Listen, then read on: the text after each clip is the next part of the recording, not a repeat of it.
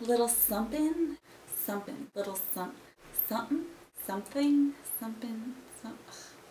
Why is it so hard? Welcome, beer drinkers. So it's been a couple weeks since my last video.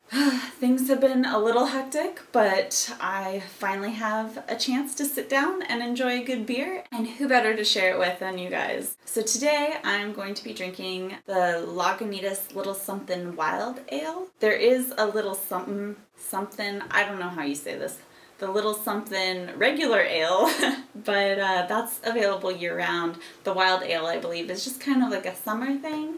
So I bought this a few weeks ago, and I have yet to be able to try it. Can't let this sit around forever. Some people describe it as a Belgian IPA, but it's basically supposedly a hoppy wheat beer.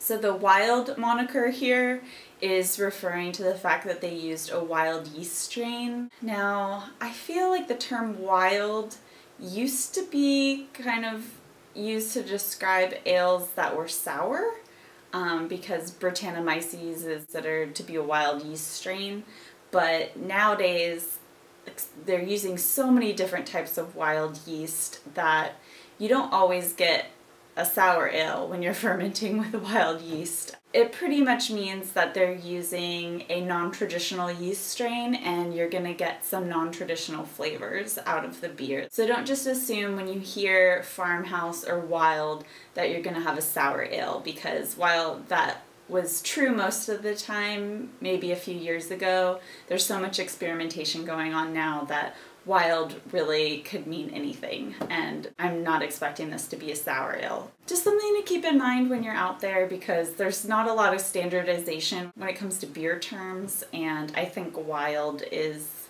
kind of one of those things that can be misleading for some people, so I just wanted to touch on that. But without further ado, I'm just gonna open this thing. God, this opener sucks.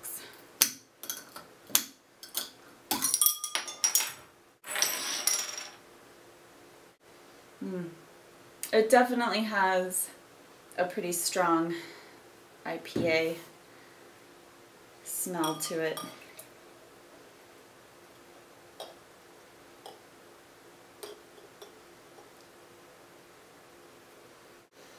Here's the bottle, if you can see that. It's probably not in focus. It is also 8.8% alcohol by volumes. Oh, you want to smell this? So this is a pretty strong beer I'm expecting here. I'm definitely getting kind of that typical IPA smell, a little grassy, a little piney. I also want to say there's, you know, I've heard people say that it kind of has a bubblegum aroma to it, and I kind of agree with them. I can definitely understand where that's coming from. Alright, so before I drink this, I'm gonna dedicate my cheers like I've been doing in all my videos. So this week, my cheers is dedicated to all those wonderful people in San Diego that have had to work on my car in the past week. Thank you, AAA Roadside Service. Thank you, Leucadia Towing, for putting on my spare tire. Thank you, Evans Tires, for my brand new hole-free tire. And last but not least, thank you to Carlsbad Toyota for my oil change, smog check, and free cookie. Did I mention it's been a pretty long 7 days? I need to drink this. You know, I should have commented on the head earlier. I didn't notice the head being that thick. Could be the glass I'm using. It could be the fact that I was just tacking a lot and not paying attention. But the head's not really holding up for very long on here. This is good. I was expecting it to be a little bit stronger than it is.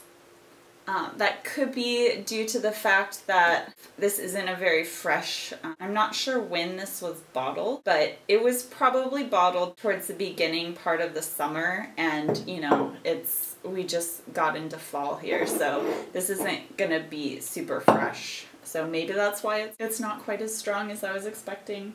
Or maybe I'm just really used to really strong beer. I do live in San Diego. It's pretty bitter on the finish, definitely hoppy finish, but right up front it's pretty light and refreshing.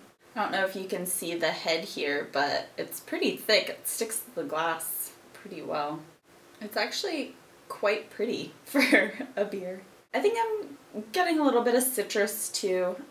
Pretty typical IPA flavor. There's a lot of pine on the back end, and it definitely leaves like a bitter flavor on your tongue and in kind of the back of your throat.